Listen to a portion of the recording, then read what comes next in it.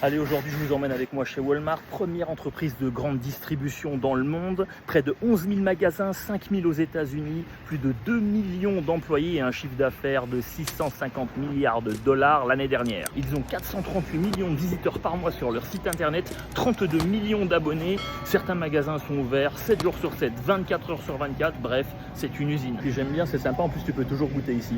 Alors, certaines choses sont plus chères qu'en France, d'autres moins chères. Au global, on est à peu près sur la même chose. D'ailleurs, il existe des sites comparateurs de prix qui peuvent vous dire, en fonction de la région où vous habitez, vous pouvez comparer une ville française avec une ville américaine. Dépendamment de ce qu'on aime, on peut être plus ou moins déçu. Si vous adorez les chips, il y en a des kilomètres. Par contre, au niveau des rayons yaourt, c'est très léger. Le choix est minime. Vous voyez, on est là.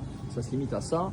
Et la plupart, j'ai envie de vous dire la quasi-totalité, sont des yaourts allégés. Donc de ce point de vue, on est vite malheureux. Et puis chaque culture a une certaine éducation au goût. Donc certaines personnes trouveront qu'ici, le chocolat est mauvais parce qu'il n'est pas celui que nous avons l'habitude de goûter en Europe. D'ailleurs, j'ai plus trop en tête les tarifs sur l'Europe et la France, même si je suis passé il n'y a pas si longtemps que ça. Mais vous voyez, les prix, ça tape un peu au niveau du chocolat. Ou alors, faut viser les marques américaines, le très connu Hershey's. Si vous trouvez facilement du crunch, ici, vous ne trouverez pas de Mars. Ici, Mars, c'est Milky Way. Alors voilà, je vous en parlais. Visez-moi un peu le rayon de chips, des kilomètres. Et parfois, il y a même plusieurs rayons. Bien sûr, c'est accompagné avec un tas de sauce à l'oignon ou alors au fromage dégoulinant pour pouvoir assaisonner vos chips. Petit clin d'œil au pays, mais c'est pas cadeau.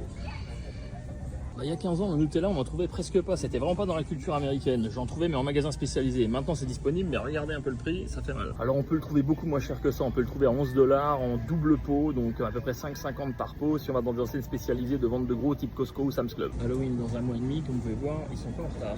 N'oublie pas ton donut avant de passer par la caisse.